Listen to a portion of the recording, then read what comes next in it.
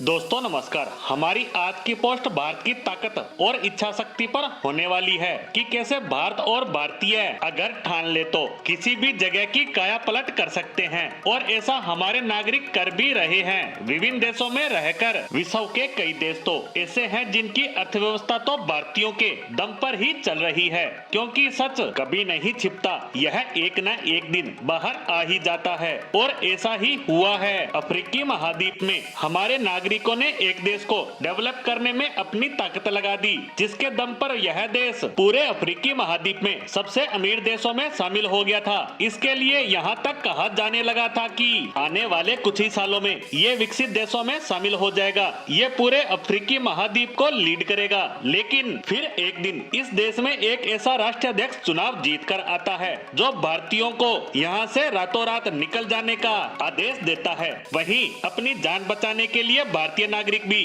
अपनी संपत्तियों और घर बार को छोड़कर रातों रात इस देश को छोड़ देते हैं और उसके बाद ये देश ऐसा डाउन टर्न लेता है कि ये अफ्रीकी महाद्वीप के सबसे अमीर देश से सबसे गरीब देश बन जाता है। स्थिति बद से बदतर हो जाती है और इस बात को अब इस देश के राष्ट्राध्यक्ष ने स्वीकार करते हुए अपनी गलती को स्वीकार कर लिया है और भारतीय लोगों से माफी भी मांगी है। अब तक आप में से ज्यादातर लोगों ने तो अंदाजा लगा ही लिया होगा कि यह देश कौन सा है, लेकिन फिर भी मैं बता देता हूं कि मैं बात कर रहा हूं अफ्रीका के देश युगांडा की। इस देश में काफी बड़ी मात्रा में मिनरल्स खनिज होने के बावजूद भी यह देश बहुत ही गरीब देशों में शुमार है। लेकिन 1970 से पहले इसकी यह स्थिति नहीं थी। यहाँ खूब रोजगार थे, ये देश अपने पैरों पर खड़ा था भारतीयों की वजह से, क्योंकि हमारे नागरिकों ने यहाँ खूब फैक्ट्रियाँ और रोजगार पैदा किए और ये देश देखते ही देखते कुछ ही सालों में एक खुशहाल देश बन गया। लेकिन 1972 में यहाँ एक सैन्य तानाशाह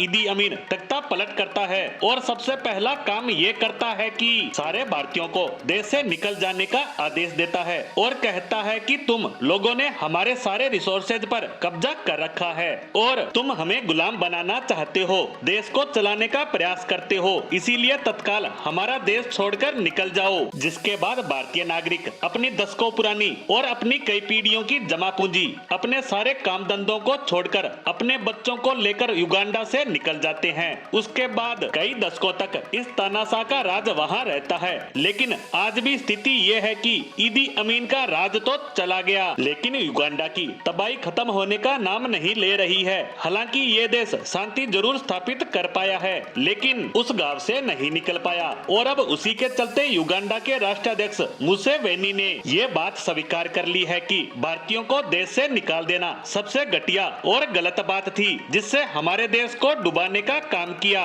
और अब इसी गलती को सुधारना शुरू कर दिया है। और इसी के चलते युगांडा में लगभग 900 फैक्ट्रियां भारतीयों ने फिर से शुरू कर दी, यानी भारतीय एक बार फिर से युगांडा को बिल्ड करने में अहम रोल अदा कर रहे हैं, जिसके लिए युगांडा भारत और भारतीय नागरिकों का धन्यवाद करता नजर आ रहा है। इसी के साथ युगांडा से आई इस खबर पर हमारी आज की पोस्ट को यहीं विराम देते हैं। धन्यवाद।